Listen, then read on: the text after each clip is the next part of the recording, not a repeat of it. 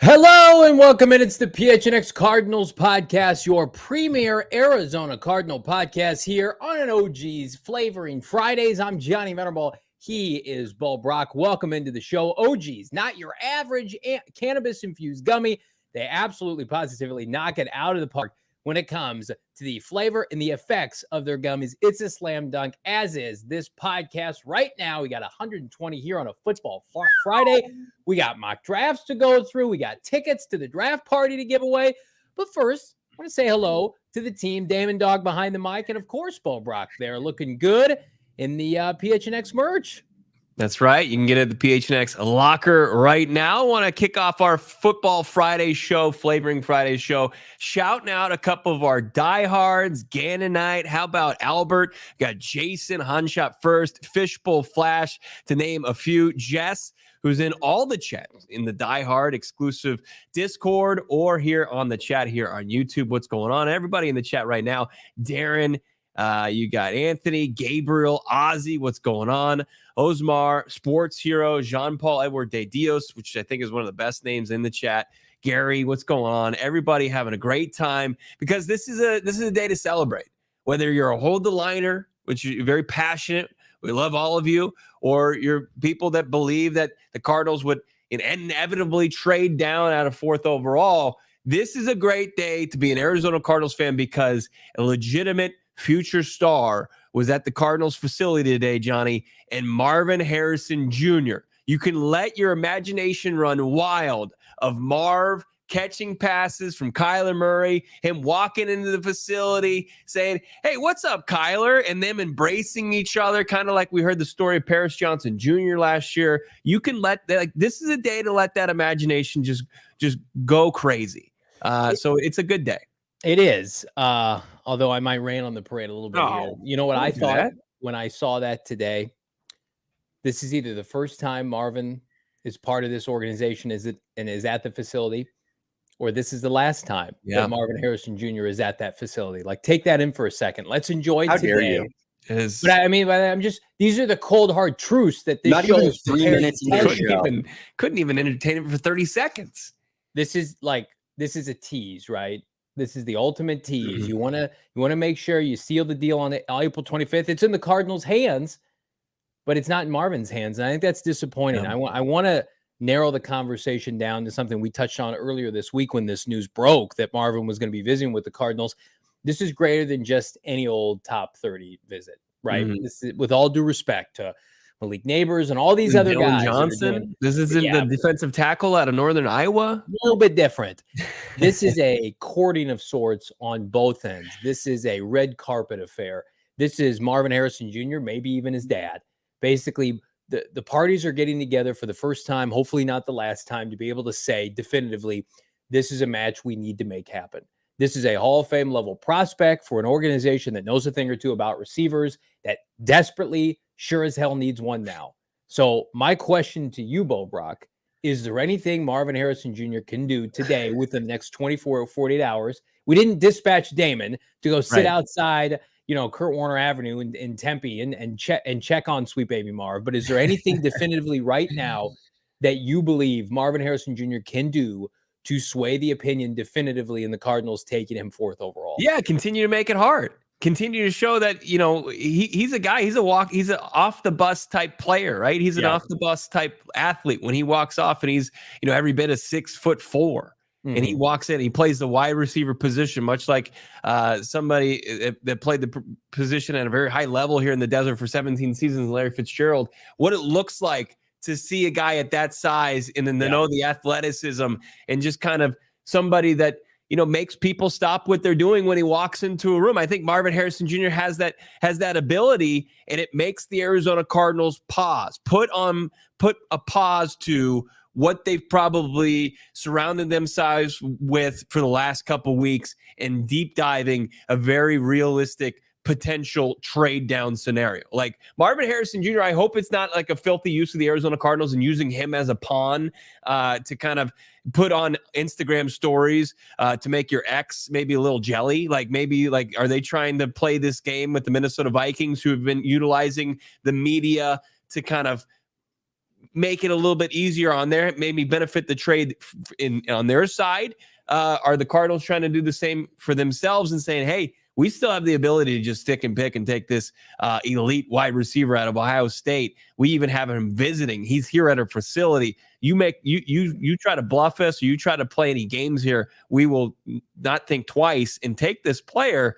But I hope through all that, talking to Marvin Harrison Jr., seeing through all the media talks about, has he dropped the ball in his pre-draft process, and just finding out what he's been working on, how he's been kind of fine-tuning his game, how he's been getting his body ready to go from the D1 collegiate ranks to the pro level. Right. And, what Paris Johnson Jr. has been talking about, how hard of a worker he is, and just get, from the source himself, Marvin Harrison Jr., just get you amped up about the potential of him walking through those facility doors each and every day to put on that uniform once a week and star for your football team. Like that's what he can do for himself.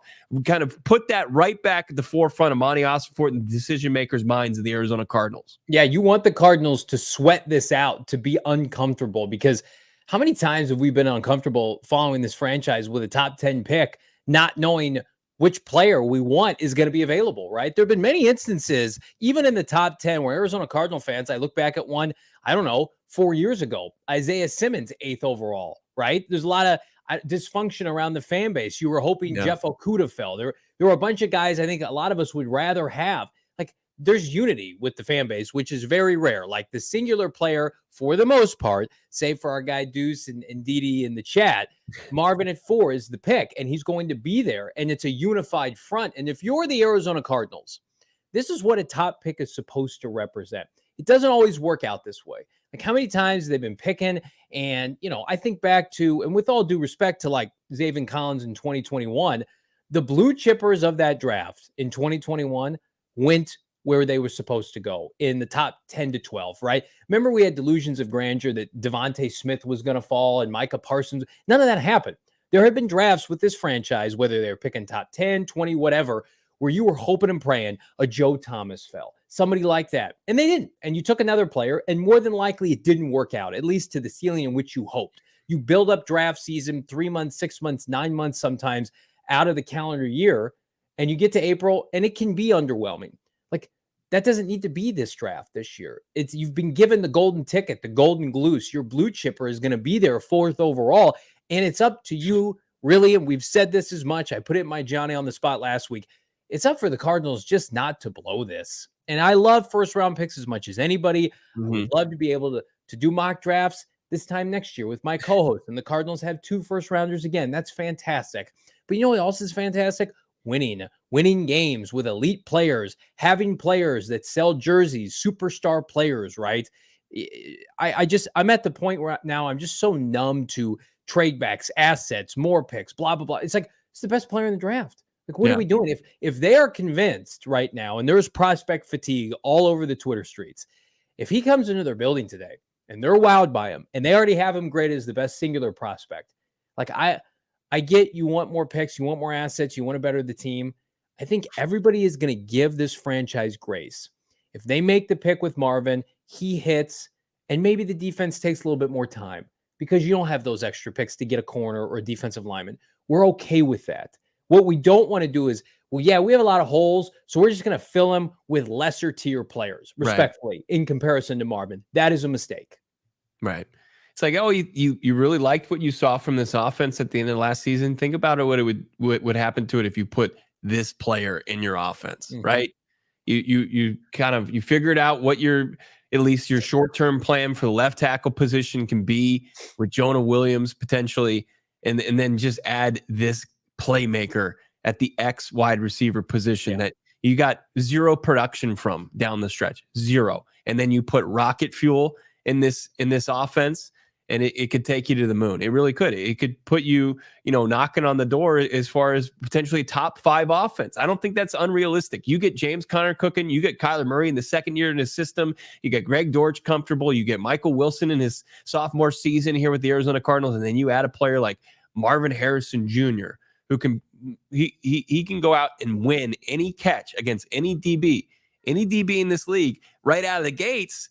I mean, that has to be so enticing. That has to be so tantalizing, no matter how many first-round picks they're throwing at you from Minnesota. I was looking at Kyler Murray's home stretch of games last year. The last 4 games, it was Philadelphia, it was the Bears, which was just okay, and then, of course, the finale against Seattle. Kyler Murray was hella efficient.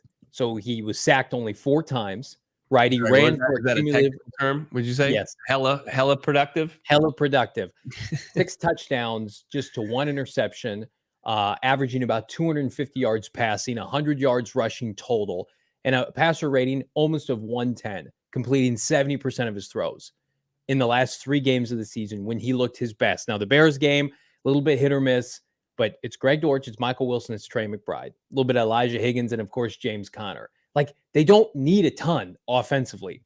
I think it would be great to double dip with this receiving class. I would take advantage of it. You would love to get a developmental tackle and a left guard, but like, they are close. If you don't think Kyler Murray is going to be emphatically better, if you don't think Michael Wilson's going to pop in year 2, Greg Dortch, if you missed it, he's rocking a single digit. He's going to be an ample part of the offense. And then, of course, Trey McBride is poised for a monster season. This offense is going to be significantly better by default.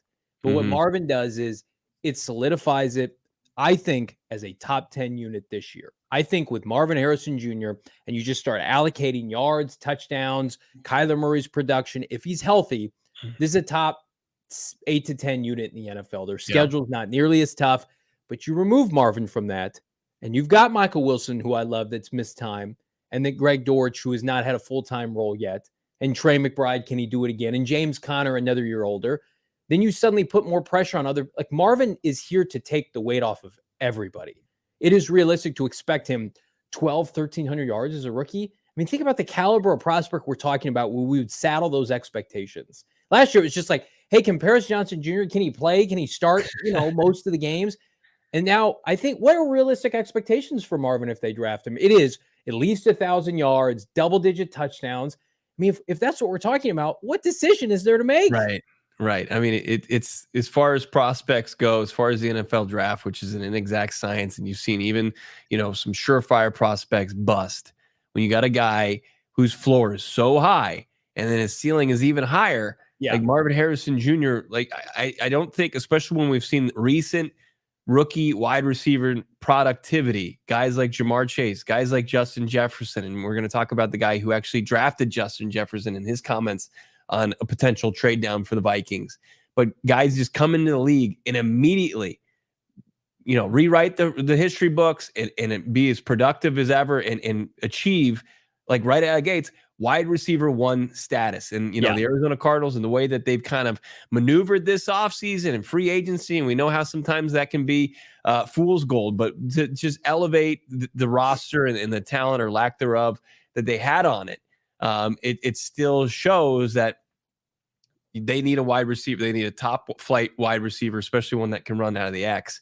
And Marvin Harrison Jr. is your best option there. So, like, when I look at this offense, like, I think you might have gotten a little bit worse at Jonah Williams, potentially whatever tackle spot he could play. If you look at where DJ Humphries was running there. Oh, DJ was pretty bad to start last year. So he was, but also he was a victim of poor left guard play. Yeah. But let's just say the offensive line is just maybe with the maturation and development of Paris Johnson Jr. is just maybe it probably brings you back up to the status quo from last year, right? Yeah. And then you got James Conner, 1,000-yard rushing yards on the ground.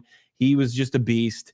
I think he had he was in the top of the league as far as rushes over 20 yards. Trey McBride, his emergence. Michael Wilson. Trey started 12 games last year. I mean, I think this offense. 17. This offense is going to be killer. And then you look at this defense where They raised the level of play on the defensive line. They got a better cover corner as far as Sean Murphy Bunting. They can still, like, if you add, you'll be better by default. If you take 27 and 35 and you find 2 starters there, you've got a better defense. If you add 3 starters in this draft potentially, and you don't have to do it with the 4th overall pick or trading down and adding an extra pick, you're still in a really good position roster wise. Yeah, I think Buddha all year, Jalen all year, Garrett Williams all year, Sean Murphy Bunting, Zaven Collins year 2 as a pass rusher, B. Joe Ojulari, Mac Wilson. Like, they're going to be better. Like, dramatically? No. Like, the offense is going to be dramatically better because K1's playing 17 games. Like, that's the biggest deterrent for anything else. We watched Joshua Dobbs and 1 game of Clayton Tune, and the Cardinals won 1 game, respectfully. Like, Kyler Murray playing all 17 games, they got a shot. I was going over through the schedule this morning. Like, it's very obtainable to get 9 wins with the schedule that they have if they make the right moves. I feel like the difference between not getting Marv and getting Marv is wide receivers your biggest need on offense versus one of your bigger strengths on your whole team. Mm-hmm. Whereas if you draft like an offensive lineman, I don't know how much that moves the needle in terms of, like, I feel like the O-line is a decent unit. It could become like a very big strength, but like, it's not going to destroy the whole unit not picking a lineman. Whereas not picking Marv is going to hurt the receiving core a lot. Well, we know definitively, Damon, that they were not, as much as Weibo thought the O-line overachieved last year, like, they weren't happy with the production. I think, Damon, had they not signed Jonah Williams, I think they'd be much more inclined to go offensive line with their first pick, wherever that is. I agree with that. I think Jonah Williams gives them everybody a little breathing room. He does not miss games, so you know he's going to be available. And if they're dead set on taking a lineman, like 27 or 35 is prime interior offensive line territory. So, like, I still would consider a tackle with my first pick if there's no receivers. If you traded down like Fuaga from Oregon State, and then he could kick outside eventually if Jonah leaves. But I'm with you. Like, outside of pass rusher, which no one is worthy of a pass rush spot that early, in my opinion. Dallas Turner will be gone. Receiver is easily both their biggest need on the team. Yeah, and they haven't done really anything. They signed Chris Moore, who a lot of people had to look up, you know, who the hell he was. And no disrespect, I mean, he's a guy you had to take away, you know, maybe some criteria that as far as minimum, you know, snaps and playing time to look at. But he was a big play guy. He averaged over 19 yards per reception last year, which is fantastic. And they lacked, you know, big play wide receivers. And you just move him in for Rondell Moore. But as far as guys that are going to be starting caliber, they've got 2. And I think that you could, like, and I don't like to do this, but you could make the case that they're not starting caliber in Michael Wilson and Greg Dortch at this point right now. If I told some casuals around the league that don't follow the Cardinals and said Cardinals are starting Michael Wilson, Greg Dortch, they'd be like, what? Who? Wouldn't they? Well, here, how about this? Their best receiver plays tight end. Right. Those are good players, but like, on paper, that's one of the worst starting receiving cores in football. They know it, though. They didn't go out and sign Dirt McGirt, you know, Calvin Ridley for a bloated contract. Like, right. That, if you're reading the tea leaves, they're telegraphing like Marvin or a trade down and coming right back up for somebody else. Like, they get it. They're all their top 30 picks offensively are receivers. Like, they're going to address the need. They know it's a big problem, but how they're going to address it may not equal 1 + 1 does not equal 2 all the time with Marvin Harrison Jr. Like, it might be somebody else, which is unfortunate. Go see $4.99 super chat. Couldn't the Vikings wait to trade up until after the Cardinals make the pick, leaving the Cardinals no choice but to stick and pick Marv? Love the show, by the way. Well, thank you so much, Go see, for the support and the super chat. So it's a great question, and I think my only pushback is the New York Giants want JJ McCarthy. Right. If the New York Giants say, "Hey, Cardinals, here's a 2nd-round pick," guess what Monti Ossenfort is going to do? Take that deal, and then what do the Vikings have? They have no options then, Bo. If the Vikings did that and it played out perfectly into their hands, like, you need to get a wheelbarrow for the GM to carry around his manhood. Like, that is a big ballsy play, because you are with your trade up to get another 1st-round pick. Like, you are risking it all, and you're taking it all out of your own hands. Like, and that's probably the main reason they acquired a second first round pick, so they could get up the draft board and try to secure themselves at least a spot to get one of the top 4 quarterbacks. I looked him in the eyes, Bo, when we were on that flight with him. There's no way he's not that guy. He's not going to leave it up to chance, right? He's not going to roll the dice. He's not going to leave it at a roll the dice. What are you talking about? What flight? We were on the little puddle jumper from Mobile, Alabama to Atlanta from the Senior Bowl with the basically entire Minnesota Vikings contingent. We had no idea you didn't try to get an integral role in our future. We had no idea. We're just like, look at this. Try to get contacts for the pod. There's Kevin O'Connell. There's Quasey. There's their offensive coordinator. Bo held me back from Brian Flores though. That's a fact. Was Brian Flores. Yeah, I like Brian Flores a lot. So Brian Flores would have killed Damon Dog. He's with massive. his bare hands. Yeah, he looks like a very strong guy. He's not tall at all. No, he's stocky. His forearms are bigger than my legs. He's a scary dude. Here's what's scary for the Minnesota Vikings. If the Titans or the Falcons were picking 6, where the Giants are, this is like the Cardinals would have no leverage. They have all the leverage because the Giants didn't do anything. They acquired Drew Lock. And Daniel Jones' knee exploded, and he's toast, and they want him out of town. And everybody reporting out of New York says the Giants want him out of town. And the Giants are connected to every quarterback in this kind of second tier. And Benjamin Albright says that the Giants want to take JJ McCarthy if he's available. That's where the Cardinals' leverage comes from, not pick 4, but from pick 6. Again, Titans and Falcons picking a pick 6. This is moot. We probably can celebrate Marvin Harrison Jr.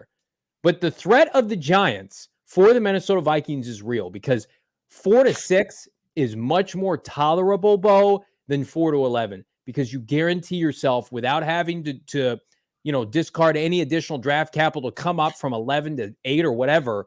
You can get Malik Neighbors or Rome Odunze or Joe Alt at pick 6. You do whatever you want. You can get some sex appeal to your draft class, right? You can get a pick. You can get a day 2 pick with that. Right. You could look at that and like we did with our mock draft yesterday, where we got Marvin Harrison Jr. at 4. It takes the pressure off the rest of the draft to get somebody that's gonna to get people to kind of raise their eyebrows, like, oh, I want to go watch that guy play, in training camp and then in the preseason and then 17 regular season games. Like there are guys that are going to be nice players and guys that are going to elevate this roster and continue to infuse it with talent that it lacked previously, but at what cost? At the cost of what people are saying is a generational type talent. A guy that is holding off Malik Neighbors, who everyone says is wide receiver 1 in any other draft class. And they're saying, but except for this one, because it holds Marvin Harrison Jr. And you look at it, like anytime I'm looking at pictures for Marvin Harrison Jr. for different pieces of content, I'm amazed. Like he's going up and he's getting footballs. He's way off the ground. He's 6'4", and he's just out jumping and out just physically, like unbelievably, like more athletic than some of these D1 cornerbacks. It's not even close. And he's able to get to footballs that guys like even Malik Neighbors are going to have trouble getting to. Like he just has that extra gear. Yeah, and I think it's diluted because Ohio State's QB play was terrible this year, and people shit on the Big Ten, and Neighbors dominated the SEC. We bring up this point. I think it's valid. So I texted somebody today, kind of close to the situation. I said, if they traded with the Giants, which, and my source contends, like Giants haven't gone anywhere. They're still very much part of this, right? Giants are keeping their options open. It was phrased to me, there is no scenario in which the Cardinals go from 4-6 that doesn't include the Giants' second round pick. So their second round pick right now is pick 47. There is no chance that Ossenfort goes from 4-6 for a scrap third rounder or whatever. I think at that point, you just take Marvin. But if it's 47 and you get Malik Neighbors, like I think they can live with that on the surface level. I have no idea if that's their preference, but like anybody speculating that the Giants trade is going to be minimal, the Giants are subject to the same QB tax the Vikings are, granted just for 2 spots. So pick 47 would be very much in play, if not damn near mandatory. Yeah, I think that the Giants are in a position where do they want to spend that much to get up 2 spots? I think that's a little tougher. Like in Albright said in his mock draft that he's not hearing that they're a team that could get up. Well, they want JJ McCarthy, and we know that definitively. But as we saw last year, it's like these teams, as we get closer to the draft, like CJ Stroud became a hot commodity the week of the draft, right? You all right? You gonna make it? CJ Stroud was a hot commodity over here. Everybody ripped CJ Stroud for 6 weeks. And then what happened the day I was driving into Four Peaks last year? The Titans were calling the Cardinals to come up. The Vikings were trying to come up for a quarterback. And you know what? The teams that were in position to get a quarterback, they just took one. You stick and pick, which is why the first 3 picks are going to be QBs. And why at the end of the day, it's like you talk yourself into a lot the closer you get to on the clock. I don't think there's any scenario because we know how the first 3 picks are going to go. You can telegraph that now. So technically the Cardinals and subsequently the Giants and the Vikings, everybody's on the clock right now. You have to make a decision if you're those teams, if you're going to be major players. Nothing with Caleb Williams to the Bears, which is completely just like entertainment purposes. Jaden Daniels, and I believe Drake May to the Patriots. That is all just like ticker tape. It's done. It's a parade, whatever. They're going to milk it all 10 minutes. It does not matter, right? It's a fugazi. Number 4 is where the draft starts. And so all those teams we just mentioned are on the clock right now. So they have a chance to determine exactly what they want to do.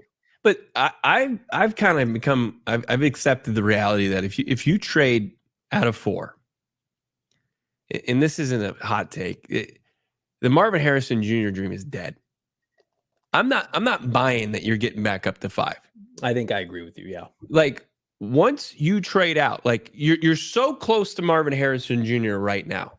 Like he's yours. He's yours. Absolutely. Just as you outlined. 1, 2, 3 quarterbacks, 4 top player and prospect in the draft falls in your lap. You're so close to it that the reality of trading out, I don't know if it's necessarily sank in.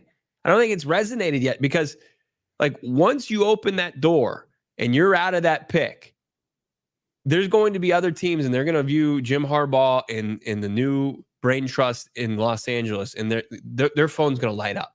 There's going to be teams that have sat on their hands this offseason and sat out as far as negotiating with, because they understand that the wide receivers probably aren't worth the money, but a controllable wide receiver for the next 4 to 5 years, the talent of Marvin Harrison Jr., that's worth giving out draft capital for.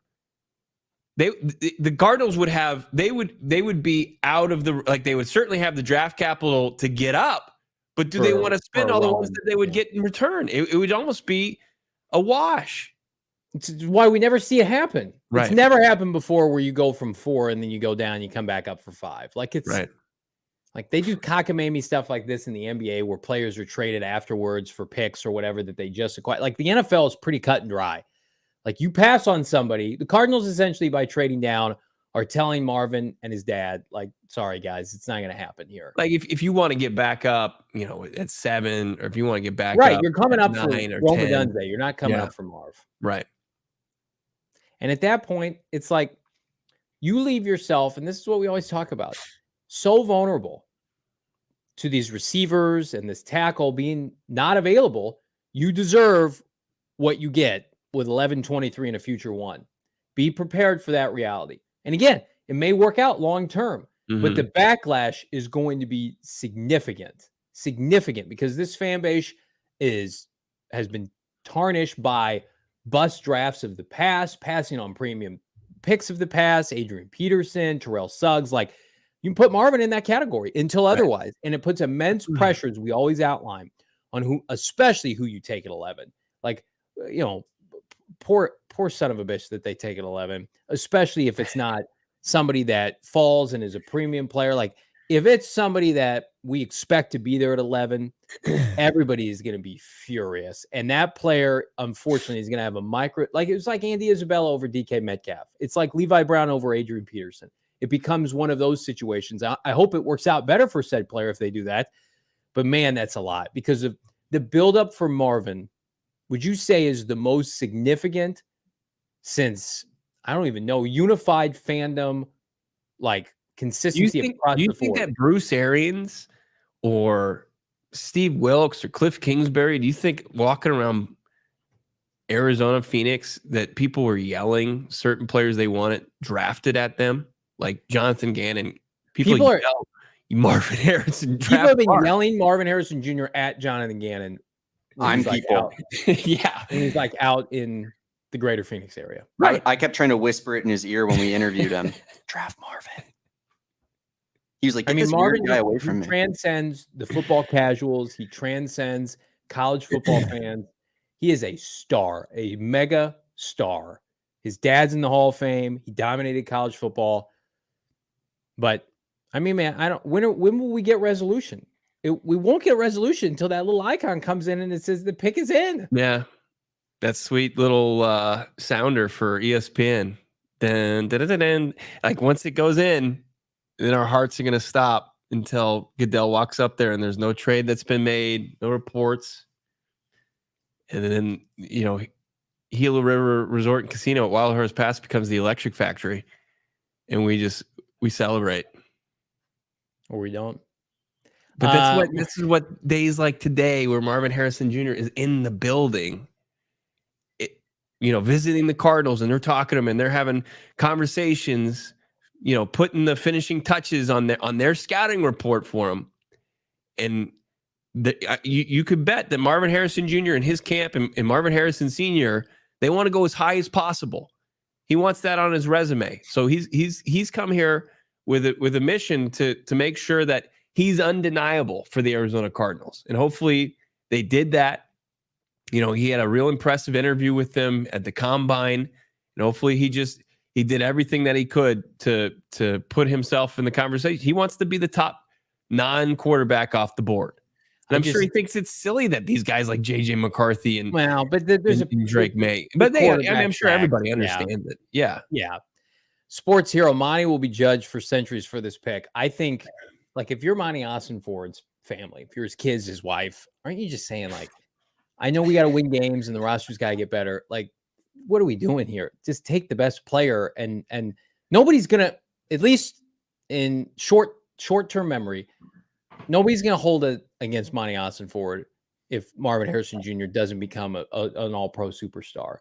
But you water it down, those picks are under a microscope since day one. I think the fan base, maybe even Michael Bidwell, will be much more forgiving because everybody is telling him, you have to do this. You have to take this player.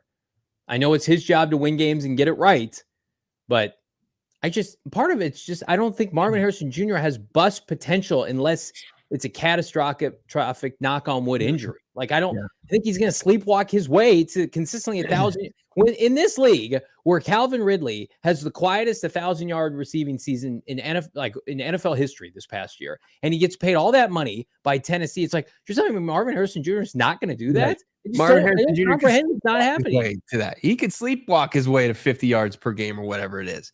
You just check a box, and you hope that when Marv's walking through the hallways and he's having the meetings, like, I know Jonathan Gannon, I don't know this for a fact, but Jonathan Gannon trusts Monti Ossenfort.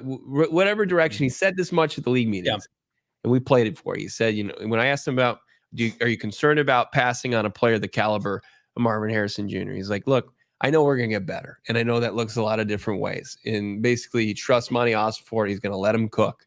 But I bet there's also a part of Jonathan Gannon that's like, I want Marvin Harrison Jr. on my team. And you probably got Michael Bidwell probably popping in his office after the interview, just like, how'd it go? What do you think? A guy could sure sell a lot of jerseys, and he could also help us win a lot of football games. Should I fire up the PJ April 25th to go grab him? Just the legitimacy that he immediately brings. Oh, the Cardinals are watchable. They have Marvin Harrison Jr. Oh, yeah, Kyler's back. And they have Trey McBride. It's cachet. We need some cachet, damn it. You know who's got cachet? It's our friends at, I don't know, Desert Financial Credit Union, the official credit union. They got cachet, a.k.a. cash, and they've got it ready for you in the form of checking, savings accounts, mortgages, loans, credit cards, investment options, and more. I'm out and about all weekend. Honey-do list, running errands, right? I need some cash, some walking around money. Not a better place than Desert Financial. They got ATMs, they got locations all throughout the valley, especially in the East Valley. If you live in the East Valley, plus on top of that, if you're looking for a consultant a thought partner, financial experts that can help you realize your goals and your dreams. Turn to Desert Financial Credit Union, the official credit union of the Johnny Venerable household, PHNX Sports, and the Arizona Cardinals. Ever heard of them? And right now, if you're an Arizona sports fan, there's no better place to do your banking than Desert Financial Credit Union. Rep the Red Sea with the Arizona Cardinal Visa debit card. Show your team spirit. Open up a free checking account online. It takes a matter of minutes. DesertFinancial.com/CardinalsBo to get started. Debit cards in the mail a couple days after the fact. I promise you, personal experience, it is the place to be for your financial needs. Desert Financial Credit Union. I'm sure it's the first place that Marvin Harrison Jr. is going to stop if they draft him. Be smart. I heard he already has it. Yeah, go get Cardinals credit card. the debit card, the Cardinals. What if he already? Yeah. What if you already have one? They're eating lunch and hopefully what if they're just make sitting him in an pay for his office lunch. just laughing at us idiots talking about trade downs and stuff, and like it's already a done deal. Like, yeah, I would love that. I mean, Marvin picks up the tab at lunch, Johnny, and he throws his Desert Financial Credit Union Cardinals debit card on the table and says, "I got this, guys. Don't worry about it." Or Ossenfort flip it, and then there's Marv with his big, huge mitts, and he just catches it. He's like, and then he winks. He's like, "Thanks, guys." Also, I don't think what you guys are saying. Probably made it. He definitely made a stop between Sky Harbor and the Cardinals facility. Grabbed some of these Arizona Adventure lottery tickets. New promotion going on from our Arizona lottery friends. It's 3 different ways you could play and win big. Play Arizona Adventure lottery tickets featuring 3 iconic landscapes: Picacho Peak, Monument Valley, Camelback Mountain. These tickets you can win prizes up to $50,000. Also, you can check in these geolocated adventures around 10 destinations across the state, from Flagstaff to Yuma. That's right, my beloved Yuma. The Yuma Fair is going on this weekend. Johnny, you going to go? azadventure.com for details and directions. Check in.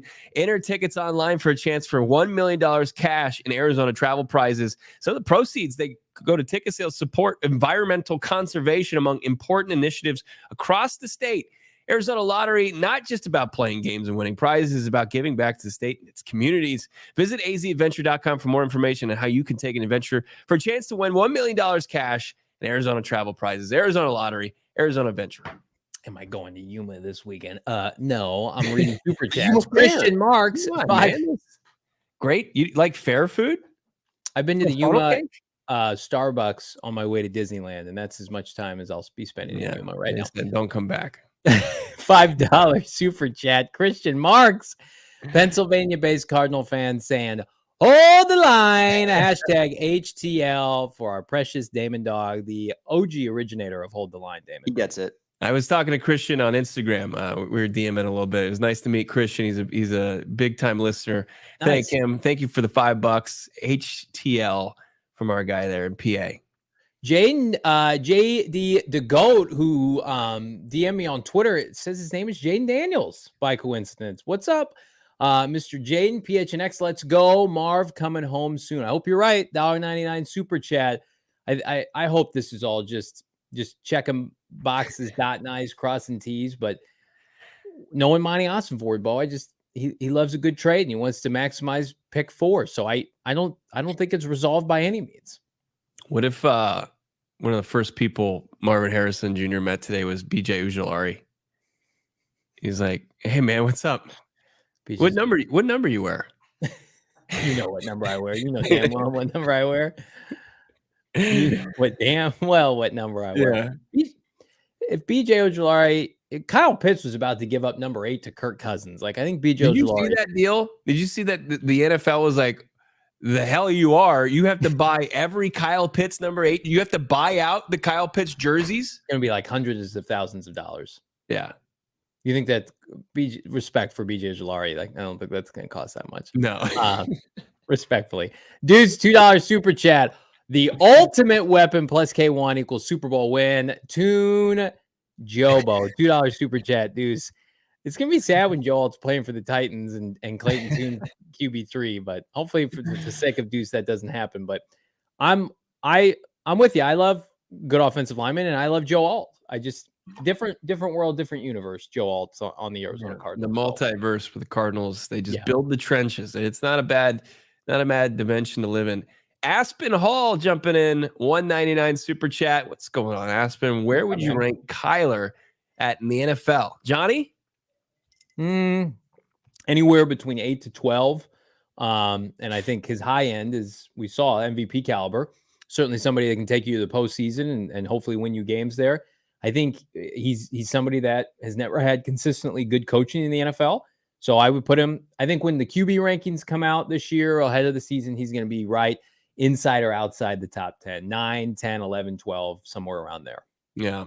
D jump in at 199 super chat. Love PHNX. Hashtag draft alt. Toon Squad. $5 super chat. Thank you, DD. It's $5 super chat from our guy Chase. I just want to see the pick is in crawl across the screen at the Wild Horse Pass draft party.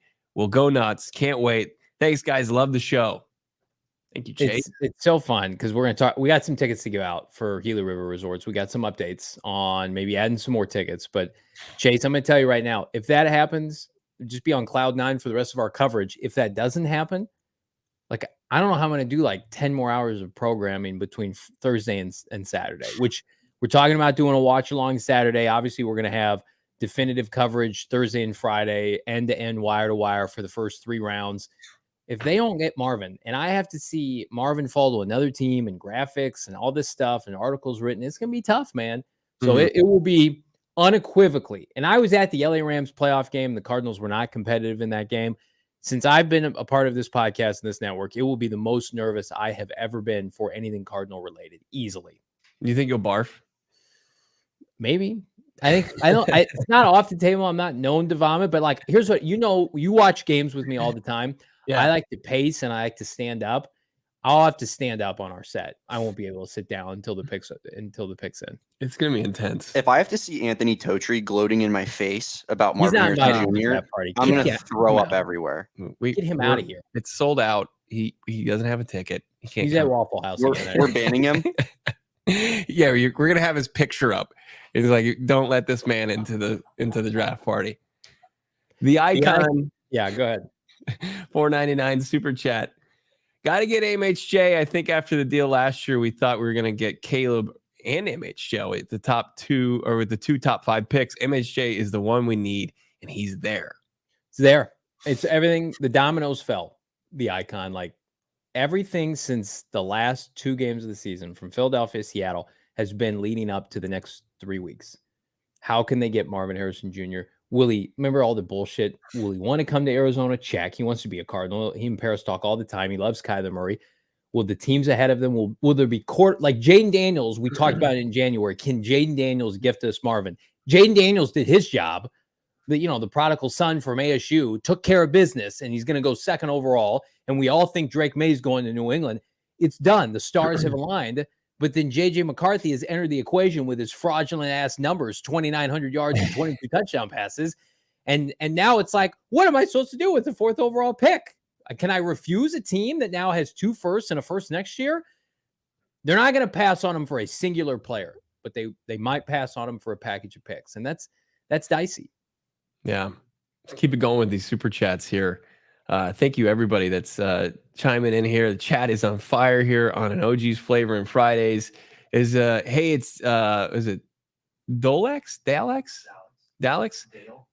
Oh, Dale. Oh, there we go. Yeah, that's probably more like what it is. What's going on, Dale? I think MHJ is a must at 4. He adds so much value to the team and organization. The hype behind Arizona with Marv on the roster is going to bring the city to life.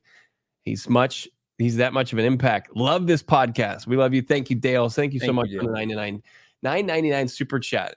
It's unreal. Yeah, I don't disagree. I think that absolutely what Marv brings would transcend what most of these draft prospects can bring outside the quarterback class. There's nobody close. Like I would put like Caleb and Marv as icons in this class, or like in a class of themselves. And I think it's like Jaden, Drake May, Malik Neighbors, they're in a next group, Brock Bowers, but Marvin and Caleb, this has been their draft class for 2 years.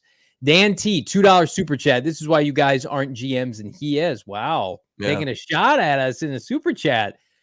I trust Monti Ossenfort, Dan, but GMs make mistakes. We saw the prior GM, who was a GM for 10 years here, make one fucking mistake after another in every draft and take 2 off-ball linebackers back-to-back years and should have been fired long ago. So Just because he's a GM doesn't mean he's perfect, and this is pretty obvious in our opinion. Thanks for the $2, Dan. We got JD the GOAT jumping back in with a $1.99 super chat. We have to get Marv. We let Hollywood walk and Rondell Moore.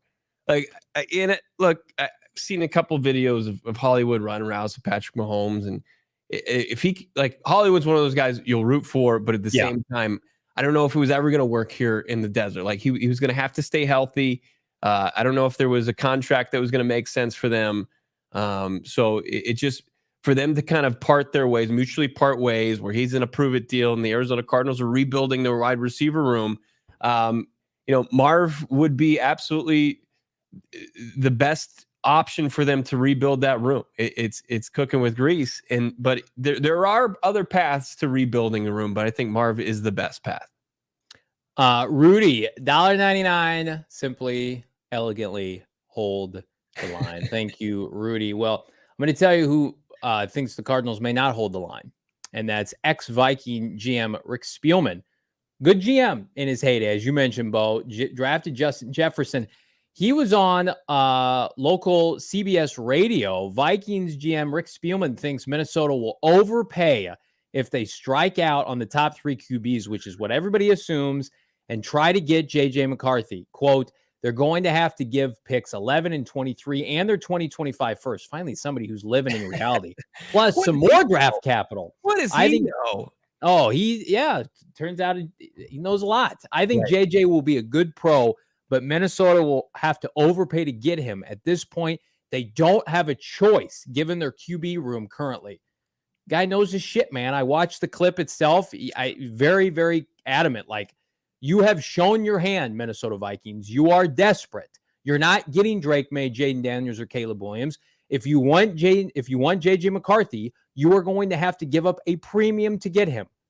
And it's cut and dry. You think you're going to take Michael Penix or Bo Nix? We all know those aren't first-round caliber quarterbacks for the most part. Like, there's a better chance that Michael Penix and Bo Nix don't go in the first round than there is the Vikings taking either player at 11.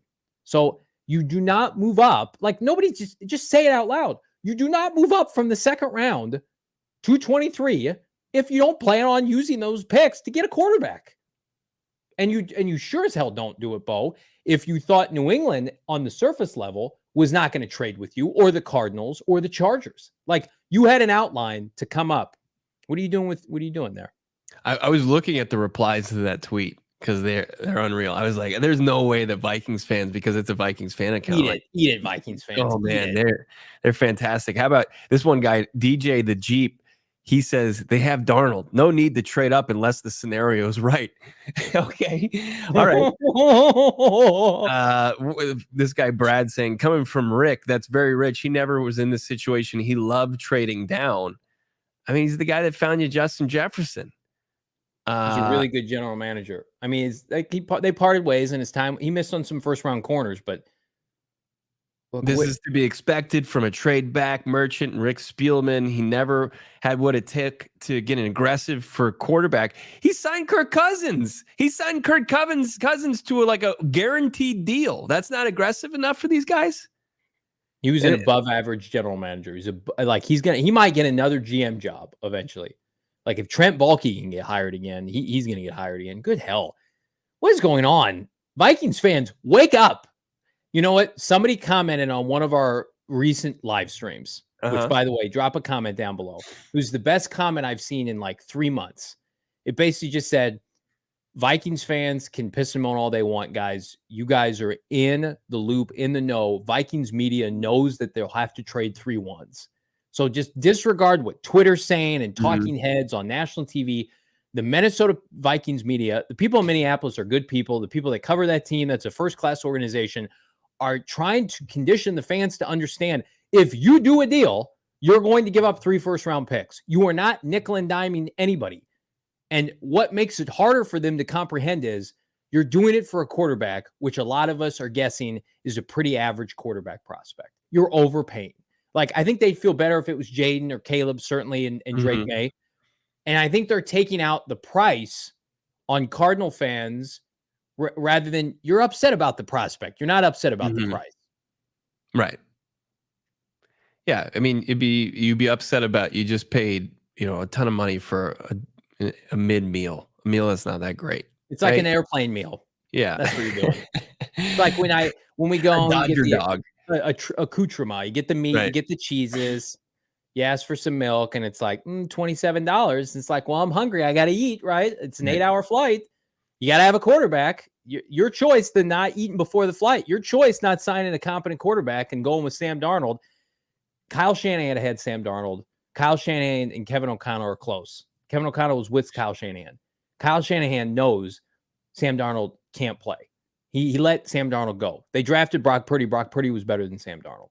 Like, you think Sam Darnold is going to be the answer for Minnesota Vikings? Sam Darnold, who notoriously gets hurt. He's inaccurate. He throws hospital balls. They're taking a quarterback high. What are we doing? This is what they're doing. They're going to start JJ McCarthy week 1, whenever they play. I wish Wake up. Yeah. I don't see any as far as what Spielman said there. I mean, it's pretty spot on. He's just being realistic with it. 1, it's probably an overpay, and 2, it's going to cost 3 firsts. That's the cost of doing business. So knowing that, and knowing the Vikings can't be beat out by the Giants, then what happens, Bo? What happens next then? Knowing all that information. It also, like, if anybody doubts that the Cardinals don't have all the leverage, I mean, that just tells you right there of what, like, the players that are on the board, the teams that are in striking distance, everything that comes into play puts the Vikings in a very vulnerable spot, but still in the prime spot to do what they set off to do. Now they just need, I mean, it's going to come down to Monti Ossenfort signing off on the deal. Back-to-back super chats from our guy, One Airborne, $20 a piece. Thank you so much. A total of $40. Thank you so much, One Airborne. We appreciate it. And we'll get your question in now. This is via One Airborne. Bo, don't you try and save picks to pick outstanding players. Will MHJ, he is an outstanding player. So just take them. That's what you get the picks for. I think One Airborne speaks for the fan base. It's like, you can accumulate picks and you can develop guys and you get a lottery ticket or 2, but you want to put yourself in a position. They had a bad year. They won 4 games. The NFL now is This is the beauty of the NFL, and I love the NBA. I don't like the lottery system. The Cardinals earned the 4th overall pick, so you earn Marvin Harrison Jr. He's there for you, right? An opportunity to take a player of his caliber. Not all drafts, as we've outlined, are equal. Not all they're historically bad top 10s. This is a historically great top 10 with, I think, multiple all-pros, maybe some Hall of Famers. You don't water that down to just say, well, we want future picks. We don't know what those drafts look like. If you were to receive what would be what the Cardinals already have, right? They've got the 2 first-rounders now. You would add a first-rounder to the next draft potentially, right? And then maybe some change in there with this deal.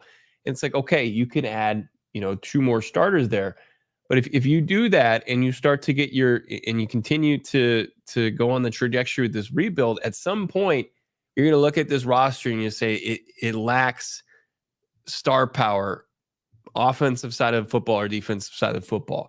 And it might be working a little backwards, but when you're in a prime spot to get one of those stars that is going to already be on your roster when your roster is ready to contend, I think that you take that opportunity. I agree with the super chat there. Thank you so much for it. Like, I think that you don't want to be picking 4th overall, and very rarely, like, should you be as a general manager, you shouldn't have a lot of, swings at the dish in the top 5. You take the player that's going to help you down the road. That's going to be your money player that's going to make the big plays for when you're in the lights are a little bit brighter in the postseason. Fishbowl Flash, $2. MHJ will be a Cardinal. Trust in Monty. # hold the line. We trust him right now. The trust is going to be wavering for a lot of fans if he deals the picks. I mean, I don't think he becomes public enemy number 1. I think he'll be applauded by a lot of people that just cover the NFL. Like, people in the NFL think the Cardinals should take the package, but people who are invested in this team locally and know what Marvin would mean, I think, feel differently. Rudy, $4.99. My partner is a Vikings fan, and she is sick of the delusional ones. Laugh out loud. That's because you keep her probably balanced, Rudy, and we appreciate that. You're doing the work. You're going to work for us. When I see hashtag HTL, I love it. I love this community. I got to think, Damon, have you ever looked at that HTMFL from Derek? Have you ever done anything as important as the hold the line movement? No, this is definitely my Damon call. has multiple high-level degrees, but yeah, let's talk about the hashtag he's created. Well, I was going to say earlier when you said that you didn't send me out to Tempe, I mean, Bo, yes or no, did I leave today for a good 2-3 hour stretch? Very well could have been there. I will confirm I was in Tempe at one point. What were you doing then if you weren't at the vicinity? I do not live in Tempe. You can fill in the rest of what I was doing. That feels like a missed opportunity. Where's the content? We're content kings here. Where's my MF and content, Damon? Where's my Cam Cox video? The reality is I didn't think twice. I knew he was on Mill and he was just putting back cold ones for the last 3 hours. You want to put away some cold ones with us? How about coming to the Gila River draft party? We're going to give away 3 tickets here. We got some more tickets, hopefully en route. But before we do that, and it's a fan mock draft Friday, I want to tell everybody about our fine friends at, how about this, Prize Picks. I don't know if you guys are familiar with Prize Picks, but it's flipping elite. One of my favorite partners that we have here, and we're going to do a first match deposit with the bonus code PHNX. And if you're asking yourself, Johnny, what is Prize Picks? That's easy. It's the largest daily fantasy sports platform in North America. Ever heard of it? Easiest and most exciting way to play daily fantasy sports. And it's just going to get you the numbers. So instead of battling out thousands of other players, including pros and sharks, all you're going to do more or less, it's just like 2 to 6 players, stats, combos, projections, fan-flippin-tastic. And while March is over, the biggest moments in college basketball, well, they tip off here in the month of April. Be a part of the action-packed Prize Picks for both men's and women's basketball. Absolutely. This is the prime time this weekend coming up. Get in on this Final Four playoff action. Win up to 100 times your money on Prize Picks as you and the world take on the best on the game in the app, the newest, greatest basketball postseason. Again, right now, you can win up to 100 times your money with Prize Picks. I've got tremendous experience using the app. It's one of my favorite things we do. I dabble. I check it out. Again, I go against a couple of my buddies. It's call to action, folks. Go to prizepicks.com/PHNX. Use that bonus code PHNX. First deposit match up to 100. So you put in 100, boom, you get an additional 100 because of PHNX, because of Prize Picks. Pick more, pick less. It's that easy, Bo. It's that easy. It's also that easy to find your new favorite gummy, your cannabis gummy, with our friends over at OG's here on OG's Flavoring Friday. We just named crowned a champion as far as the 2024 Gummy Madness champion. It's the Sleep Edition gummy. Get your Gummy Madness, buy one, get one free deals all week until April 8th. So you've got a couple days left.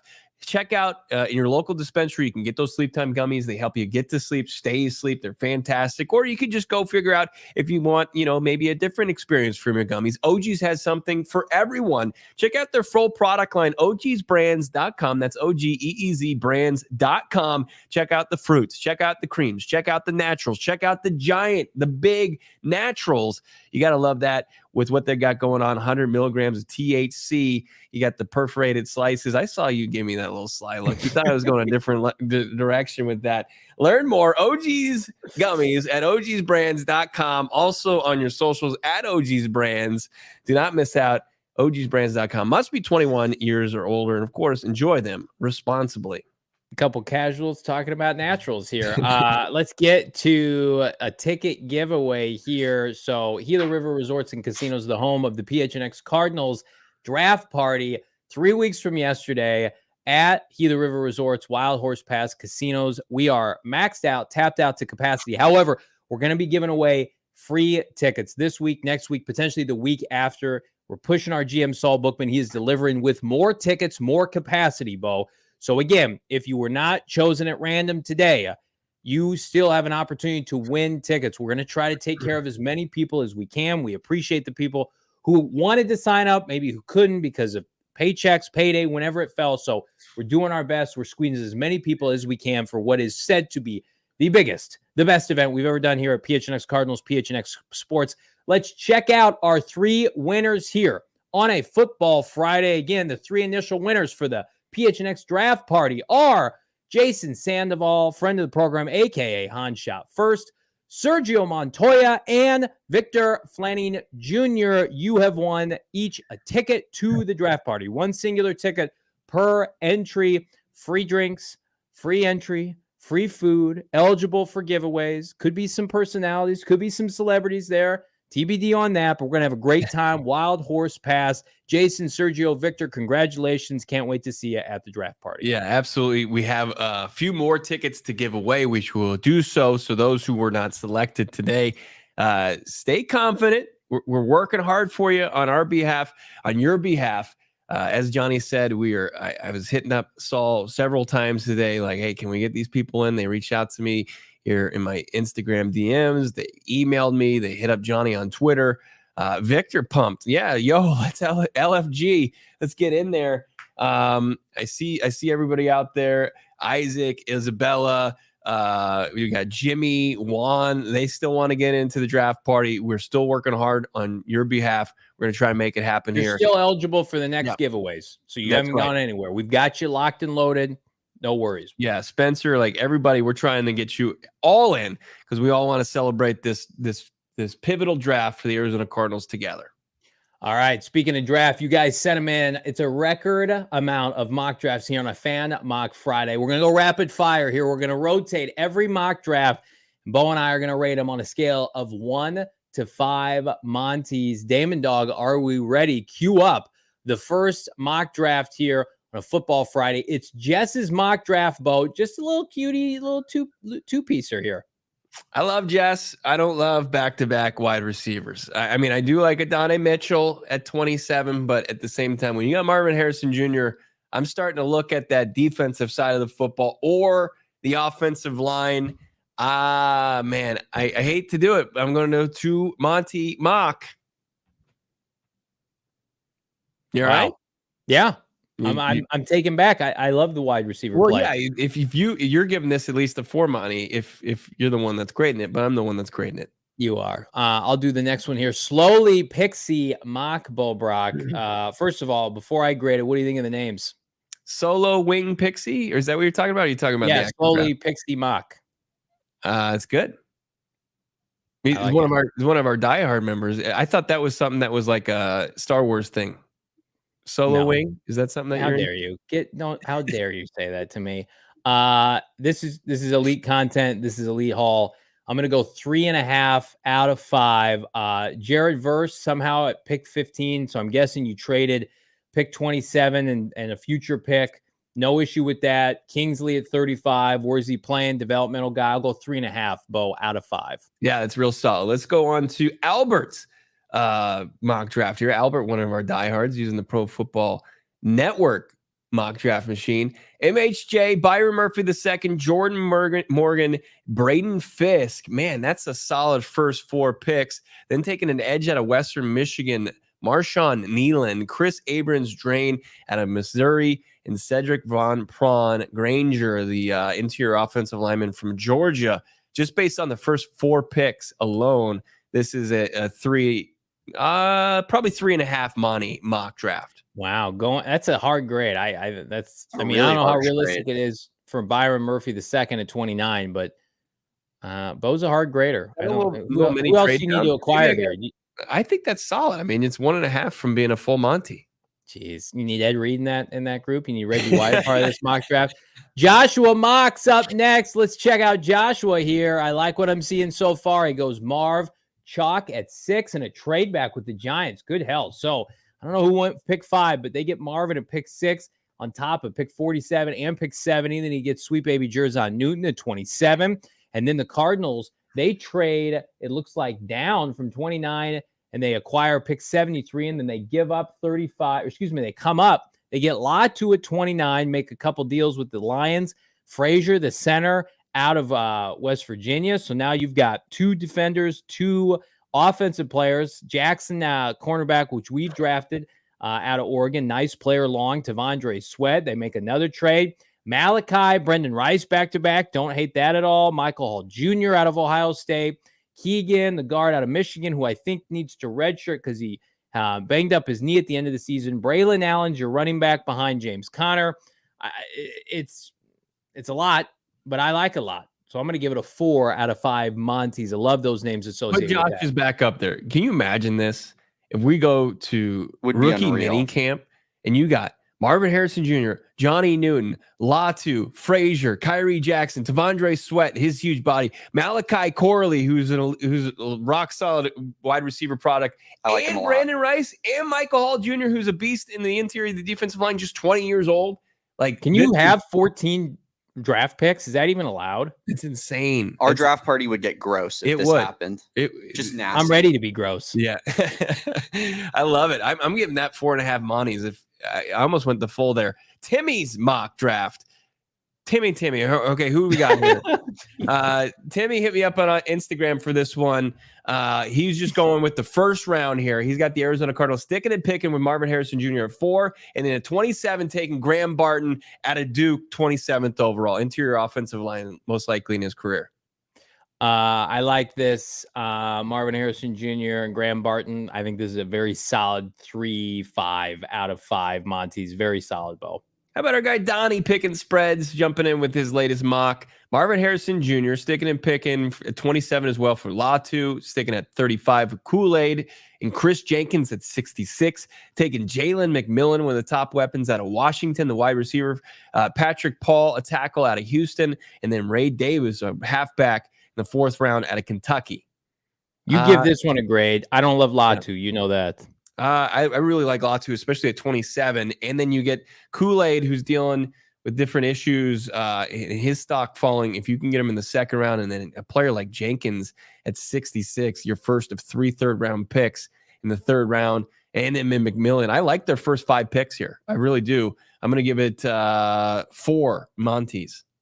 Pedro's up next. What's up, my guy? Pedro going Marvin. This is your boy? Okay. Yeah. What was his name? He had a great name. It was Pedro what? Skinny ass Pedro. Skinny ass Pedro. Yeah. This isn't Pedro Pascal, the Mandalorian. Okay, just making sure. He's Marvin better. Harrison, he's better. Marvin at 4, Jerzon Newton at 27. I got bad news for people who think Jerzon's fallen to 27, but I allow it in the mock drafts because we're having fun. Zach Frazier, Jackson Sweat, Brendan Rice. We love a lot of the same players in these mock drafts. We all have great taste. This is really solid. No trades, and I'm going to give it a ding here because I do think Monti Ossenfort at least makes 1 trade in this draft. I'll go 3.5 out of 5 Monties for Pedro. Let's go to Bruce Wayne's mock here. Bruce dropped this one. I believe, is this one? Yeah. This was in our Twitter DM. No, this was a reply to one of our tweets. Marvin Harrison Jr., Latu at 27, Frazier at 35, Kyrie Jackson. As you said, a lot of similar names, but then same you get cast of characters. He takes Javon Baker, the wide receiver out at Central Florida, who's been kind of under the radar during draft season, who's a pretty good player there for the Knights. Jeremiah Trotter Jr. in the conversation, one of the best off-ball linebackers in the group. Ben Sinnott, tight end out of Kansas State. Late Luke McCaffrey, first time I've seen when the McCaffrey boys mocked to the Cardinals. Nehemiah Pritchard, who the Cardinals have had in for a top 30 visit, going in the 6th round corner out of the SEC. What do you think about this one? I don't like receivers out of Rice, but I don't mind him in the 5th round. But no, in all seriousness, off-ball linebacker at 90. Isaiah Simmons got signed today. Looks like a 1-year deal with the Vikings. Had to slip that in for our guy Jeremiah Trotter. I'll go 3 out of 5 here. What's that? With the Giants? Yeah, what did I say? Vikings. Giants. Yeah, my bad. Giants. Was it they broke the bank for that one, didn't they? They in the algorithmic tweet, the whatever Dove or whatever idiot posted it was basically like big time player. Oh yeah, that's why he's signing on April 5th. Big time players do that, I heard. Is he getting the minimum? Is that what? Yeah. Is he? All right. How about Robert's mock? Or we haven't hit Tom here. Tom. So Cardinals, they go down to 5. They take Marvin Harrison Jr. The Chargers want to get up. No, so they traded with the Giants too. So they went down to 6, came back up to 5, pulled off that deal. Johnny Newton's there at 27. Then they pulled off a trade to get back up into the 1st round. They take Jackson Powers Johnson, Ricky Pearsall at 47th overall. Some of the capital they acquired from the Giants. Kyrie Jackson, Tavondre Sweat, Blake Fisher. Good. I'm sweating back here. Yeah, you like this one a lot? Oh, yeah. And then you grade it, Damon. Yeah, give me a Monti. I'm going 4.5 out on this one. 4.5. It's hard to beat that. You know what? I'm sticking a 5 there. I actually love it. It's a 5. We've got one more and then a surprise entry here. We'll go with Robert's mock here. Robert, with a trade down with the Giants, has Marvin Harrison Jr. going to 6. That's a big time win. You guys are playing with fire. Yeah, Kool-Aid McKinstry at 27, JPJ at 35, Tavondre Sweat at 47, Braylon Trice, the edge out of Washington at 66, Blake Fisher, Brendan Rice, Marshawn Lloyd, the running back out of USC, Kalen Carson, a CB out of Wake, Zach center guard out of Michigan, Jared Wiley, tight end out of TCU, and then Jalen Ford, a linebacker. PFF hates Jared Wiley. Yeah, they got an F. Like they hate him. An F? I've never seen that. What do we like about what do you think about Rob's? I would give it a 4.5. Those first 3 picks are exquisite. Even though I don't love corner at 27. I love Jackson Powers Johnson at 35, and then I love stealing I love stealing picks from the Giants and also getting Marv. So Tavondre Sweat, 47, Braylon Trice. I'm a big Blake Fisher fan. Everybody gets their Brendan Rice at the end of the 3rd round, it seems like. So yeah, there's just a lot of good stuff happening here. All right. Now get your big red pen out. This is the most important mock draft of the day. I'm ready for it. Okay. This is from one Damon S. Dog. He used those dirty dogs over at Pro Football Network for their mock draft simulator. Share your password with me, Johnny. All right, let's read this off. Okay. Mr. Hold the Line himself did exactly that. Took Marvin Harrison Jr. 4th overall. And Byron Murphy, the 2nd, he's there at 27 for him to select. Then Mr. U of A takes Jordan Morgan, 35th overall. Then he takes Braden Fisk. Me and Albert, by the way. Of course, he's got a big love affair with Ricky Pearsall. He's got him at 71. Mike Sanistrell from Michigan, cornerback at 90th overall. Gabe Murphy at 104. How about corner out of Washington, Smith Wade? Nickel guy. Yeah. Big at the Senior Bowl. Then you also take another U of A guy, Tanner McLaughlin at 186, and Dylan Johnson, who's been in a top 30 visit for the Cardinals, running back out of Washington, 226. I wanted nothing more than to be able to call this mock the mid mock. However, However, my guy cooked in this mock draft. Players that were available, Byron Murphy, elite. I'm a huge advocate of Jordan Morgan at guard and then move him to tackle eventually. Fisk is a fast riser. That's tremendous value at 66. Pearsall's not my cup of tea, but at 71, I can't ignore the value. These are just value plays. These are high-end value plays. Like making wide receivers? Oh, what'd you say, smartass? Playmaking wide receivers, like really athletic and playmaking. I don't have. Let me just say, I won't have any expectations for Ricky Pearsall, so my impression of him can only go up, especially at pick 71. Mike, the cornerback out of Michigan, dog. The Cardinals need to take at least one Michigan player, either offense or defense, on day 2. And the rest of the draft, I like the universities you pick from. I don't love 2 players from Arizona, but that's my only knock. So I will give this, Damon, I will give it a very solid 4 out of 5. Okay. I think it's a 5. I also just look at Albert real quick. Look at the comparison here. Right. It's pretty crazy. It is. I was disappointed when I saw Albert's mock because I was like, damn, he kind of stole my whole flow. When he also traded down and got Byron Murphy. First 4 picks are the exact same. This is Johnny at training camp when Ricky Pearsall is making plays. No, this is me. You're not going to believe your eyes. You're right. Pearsall playing special teams. Now, I've seen that before. You don't like guys on day 2 that's not any good. You don't like guys that lead their SEC team in receiving yards. Like I don't have a Florida team this year was an local embarrassment. Kid comes home. Wows. He had Graham Mertz at quarterback. Local media. I think Florida this year was very comparable to UMass when Andy Isabella was there. They're like the same team. That's what I have to say about that. That's his quarterback was horse crap, and he still put up a really good season. Ricky Pearsall on day 2. Let's do it. Local product. Cut that shit out. I don't want Arizona players. I don't want local products. I want players at the end of the day that dominate at the highest level. If Ricky Pearsall has the resume and they want to take him on day 2, whatever.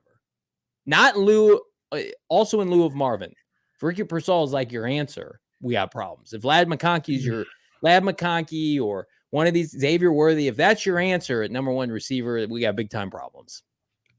It's not in that draft. No, it's not. That's why I no issue with it. It's fine. It's not my cup of tea to have Marvin Harrison Jr. and Ricky Pearsall. Bees. Johnny is being outrageous. I just don't love him as a prospect. Can I say that? I would rather certify Johnny is hating passion local products. How many times have we just been like, take a local? I like Jordan Morgan. I want them to take. He's not even Jordan, you can't even consider him a local product. Like he left, he went to the SEC, he played at a high level, he made some highlight reel catches, and then also. Oh my God, what are we even talking about? This doesn't matter. This doesn't matter. Ricky Pearsall, you guys are not going to talk me into Ricky Pearsall. Why? 20 days before the draft, because I just don't care enough to be talked into him. I don't want to get out. Xavier Leggett is 20 times better than Ricky Pearsall. Untrue. That is. Oh my God. I'm going to quit this podcast right now. As they say. I will make a steak dinner bet with the both of you. I will pay for it. Ricky Pearsall versus Xavier Leggett. It will not even be close. Ricky Pearsall is next year. Let's do it. Deal. 100%. Okay. Mel Kiper has Xavier Leggett as like the 25th best player in the draft. Who does? Mel Kiper does. Well, I'll bet you a steak dinner at the steakhouse that you're choosing. I will buy you guys your entire meal. Yeah. You guys can do the same for me. Ricky Pearsall will not sniff Xavier Leggett's production next year. It's a little tougher for me because I know that like 3/4 of the steak's going to go uneaten. I was going to say if I have to buy a steak, I'll just like not get my own and I'll finish off Johnny's. That's cute. Well, I get to pick where we can go for me. All right. Maybe get like a blooming onion somewhere. Yeah. Johnny's saying he doesn't care. If you care about this program, you'll drop a like. We're needing some likes here. We're lacking on the likes. A little light in the likes here on a Friday afternoon, a Football Friday, Flavoring Friday. It's been another banner week. We are going to be about 2.5 weeks away come Monday of the 2024 NFL Draft. It's going to be unbelievable. We're still going to be working over the weekend to get those of you who aren't locked into the draft party to the draft party. You can bet on that. But other than that, we got a couple things in the YouTube this weekend. Check out those. And of course, the conversation never stops in the member Discord. The show's not over. We have 5 super chats left to go. Oh, okay. This show is a wagon and I love it so much. But yeah, while we're reading these super chats, let's get those likes up over 200. We're going for four bills here on a Football Friday. Barajo, $3 $5, one of our faves here on the program. MHJ dad had an all-time work ethic, spent hours in the film room training with Peyton. Does dad want to see it from K1/Drew or trust Herbert Harbaugh more? I think Marvin Harrison Jr.'s dad knows Kyler Murray is a good quarterback, was first overall, top 10 pick in 2 professional sports.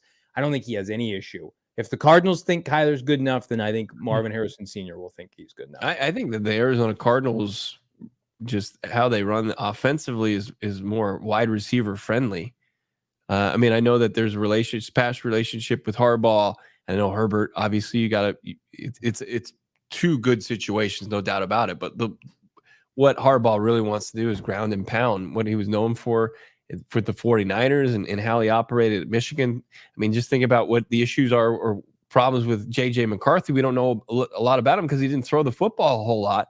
So, I think that they would like either one of the situations. Drew Petzing and Kyler Murray, obviously a little bit lesser proven than Herbert Harbaugh, but still situation that would be conducive for Marvin Harrison Jr. to come in and hit the ground running. Toby Alf, $9.99. Thank you so much, Toby, for the support on that level. Cards start at 4, move back up to 9. Chicago needs more picks, and we've got them to spare. I think I'd be worried about Chicago, Toby, coming up for a receiver. That would scare me. Like I saw a scenario today, somebody posed like they got DJ Moore and Keenan Allen and Cole Kmet. Like I think they're fine as far as playmakers. And they added Devondre Swift. Yeah. I think Cole Kmet, or I think Keenan Allen's like, you're doing this like a 1 or 2 year thing. I mean, they didn't give up very much for him. Right, but he's still like, you can utilize your picks and work on the rest of that roster. So you think they're more on like a Dallas Turner? I know they had Dallas Turner the same day that I Caleb think they Williams could was be in a building. trade down. I think they could be in trade down mode. I think they will. I've seen that trade down. Yeah. Everybody in Chicago thinks they're getting Rome, or they're going to If they- be in a position to take Rome. If they stick, I think they're going either Rome or Brock Bowers. But I think there's a good chance they trade. Brock Bowers, that would be crazy. Was Cole Kmet under contract? Pro to zone, $4.99. Sucks being a Cards fan in LA. My great uncle was Jim Hannafin. Really, once upon a time, St. Louis head coach. That's unbelievable. Much love. Been a diehard for 24 years. Let's go get MHJ. I think your great uncle would take MHJ. I think Jim Hannafin would take Marvin Harrison Jr. That's awesome. Thank you for the $4.99 super chat. Cool. Also, thank you, Timothy, for the $5 super chat. In my opinion, if we trade down and can't get back up for Rome, make a move for T. Higgins. Curious what T's price is after Diggs trade and double dip at 23 for Brian Thomas Jr. I think you could get T. Higgins for 35 straight up. I think the Bengals would love that. I think the problem with T. Higgins is then you got to pay him a bunch of money. You're not Marvin Harrison Jr., even as a top 10 pick, is making no money for at least 3 years. That's the game the Cardinals want to play. Like, I mean, you hope you extend Kyler Murray, Bo, at some point, but like by the time Kyler Murray's contract, it's not even that bad. Like next year, it's like $43 million. Yeah. You want to be able to just even it out with a bunch of cheap young assets and talent. I mean, they have the cap space. They could do T. Higgins if they wanted to. I think they would rather draft their own guy. I think Kyler Murray is we've pointed out, like this year he's close to about 20% of the cap, right? And that's a big number, but at the same time you're not paying anybody. And then next year, I mean, the cap went up 30 million this year, and it's probably going to go up close to 30 million next year. Mm-hmm. And with his cap number going down next year, like he's going to be a smaller chunk of the percentage eaten up, and it's going to get smaller and smaller. It's going to get easier and easier to accept, and you know, people will still point to it and think that it was outrageous, but it's the price of paying a franchise caliber quarterback. Picking spreads, our guy Donnie $4.99 saying, I'll take 4 or 5. He'd take 4 out of 5 as far as his Monties. Yeah. I'm a massive Latu guy. I have him as my number 6 player in the draft. When healthy, he's a superstar pass rusher. Can't wait for the draft boys. Eat it, Johnny. What happens, Donnie, if he's not healthy though? What if he's forced to medically retire again? We're not rooting for that here. We gotta just put our chips on the show table. like how you started the show is just a gigantic bummer. Sorry, I'm not slobbering over every pick. I think that makes my love affair for Marvin that much more authentic because I don't love everybody. There are players I don't like. You want to tell AZ Irish, MHJ, and Pearsall in the third that wide receiver wouldn't be electric? Of course you would. Yeah, Ricky Pearsall here to cover a punt in week 8. Oh, man, the third rounder getting some time on the field. Chris Moore actually outplaying Ricky Pearsall in training camp. Oh, yeah, if this doesn't scream electric right here, I don't know what does. Ricky Pearsall now on the practice squad. He looks like every guy from Arizona, by the way. He looks like my son. He looks like if I had a son at that age. He's got great swag. He's a big swag guy. You know what? Johnny didn't see his aura in person. No, he didn't. I don't get his hype, but I'm willing to be proven wrong. But you know what? I don't have to be if he's not on the Cardinals. That's the great part about it. There have been a lot of players the Cardinals have drafted that I didn't like, and I've been proven wrong. I've been proven right. This might be one of those things. You think, did they work out? Did Ricky Pearsall have a top 30 visit? No, not that we know of. Okay, so their top 30 visits they've had. Hang on, real quick, and then I promise, then we can end the show. Marvin, Malik, Rome, Xavier Worthy, Jacob Cowing, and Brendan Rice. Like, don't you think he'd be on this list if they were going to take him? Not necessarily. I mean, they're working out every possible. I think he's one of those guys that you rely on the tape. I'm sure they had people that. I mean, they had one of their assistant wide receivers coach at the Senior Bowl. They had a ton of guys as far as the Senior Bowl staff goes. They probably didn't have to waste the top 30 on a guy like that. Do you really think Ricky Pearsall is a better prospect than Xavier Leggett? I think it's really close. Yeah, it is close. And I watched them both with my own eyes. And one of them was clearly better than the other one against the same competition. Ricky Pearsall is a really good route runner. He's super athletic, Johnny. Like, I don't know what you're acting like just because he's white that he's That like, is- No, I'm not doing that. Yes, you That's are. not at all what I'm you doing. hate Ladd and Ricky Pearsall. Those are the two you hate. What's the common I hate a denominator? bunch of other players. I don't want them to take Quinyon Mitchell. You I don't just want hate the everybody Toledo corners. that I loved at the Senior Bowl. He's mad he didn't go to the Yeah. Senior Bowl. Are you jealous? We just figured it out. I watched Quinyon Mitchell go up and D up Brendan Rice a couple times. Just absolutely get physical and play man. And that was one of the big question marks on him. And he competed out there. And you want to discredit him because he went to Toledo. I don't think the Cardinals are in a position with their rebuild to take players from non-Power 5 schools in the first round. Ricky Pearsall, the 70th most athletic receiver out of 3,090 since 1987. Yeah, Is that good? That's fine. That's fine. Is 97th percentile good? Let's see what it translates. If they draft him, if we're sitting in the studio on day 2 and they draft Ricky Pearsall, I might have to excuse myself from the set. The amount of shit talking from Bo and Damon, I'm gonna have Britton escort me to the bathroom for a while.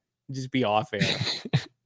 No, we're not gonna have Britton Golden babysit you because you had bad takes. Oh man, I'm looking at Ricky Pearsall, Xavier Legette, their draft profile on NFL.com, and Pearsall has a higher prospect grade. It's close. It's 6.32 to 6.24. They're absolutely same caliber. Legette 6'1", 220, and then Pearsall is 6'1", 190. I don't like Latu. Athleticism score, Pearsall has an 85. And Legette is an 82.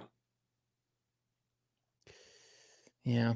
Legette 4.39 40. Who had more yards last year? Who had more touchdowns last year? 4.41 from Pearsall. Why don't we bring up football stats? You like 42-inch verticals? Why don't you bring up the football stats? I'll bring them up. Who are you, JJ McCarthy, with these metrics? Like, oh man, 2,900 yards. Listen, there's a group catching passes from Graham Mertz, by the way. Can we say that? He's awful. Yeah. He's and awful. Legette's got he's going to have a guy that's going to be in an NFL roster on his quarterback. Like a 3rd round pick, probably. Yeah. Pearsall, 65 catches, 965. Here are the players that I would ask that they avoid. Okay. I would ask that they avoid Latu because of his medical history. I don't want them taking a Toledo corner in the first round. I just don't, especially where you'd have to take him. I don't like Ladd McConkey. He was hurt a lot at Georgia, and I thought the production was average. And I don't think Ricky Pearsall is better than Xavier Legette. Am I a criminal for that? People are saying I hate it on Cooper DeJean. I would take Cooper DeJean at 27. No problem with that. Come on, people in the chat. Some of the chat I can't even acknowledge right now. Has fire in his gut. There are more players that I prefer they don't draft, but I'm trying to be. I promise I won't be as negative moving forward. I'm going to be real with you guys. When I think Xavier Leggett's a better prospect. You can't hide being negative and a hater is being realistic. Sometimes you can't do it all the time. This podcast, we thought we were out of the loop, and there were 5 super chats left, and now this show has gone over 6 o'clock here in Arizona, and it's just. This is where we ask for your likes. We get out the likes and we ask for them. Absolutely. Picking spreads. DeJean 100% has the fire in his gut. I met him before. I got that, and I got that aura from him. I asked him about the Cardinals at the combine, and he was very complimentary, and we made eye contact. So I'm a big Cooper DeJean fan. Take him at 27 if you want. That's all you need if you're a draft prospect. You have to make eye contact with Johnny. You have to share a moment. And if you do, he will pull for you. Otherwise, you're dead to him. That's right. It's been an unbelievable week. Thank you for everybody that's tuned in. Thank you for all the super chats throughout the week. Everybody that's been chiming in. It's been awesome. As we continue this conversation, this debate, this polarizing subject of trading down potentially, or sticking and picking and taking Marvin Harrison Jr. Let's enjoy today. Marvin Harrison Jr. is in the Valley of the Sun, or at least was, for a visit with your Arizona Cardinals. And you can let that imagination run wild of Marv catching passes from Kyler Murray, at least for today. And then tomorrow, maybe reality can set in, and Monty's still staring down and trading down. We're going to be talking about it regardless on this show. We're going to have an audio only podcast for you Monday morning. Yeah. Don't miss out on that. And then, of course, we're live, barring any breaking news, at 4:30 on Monday.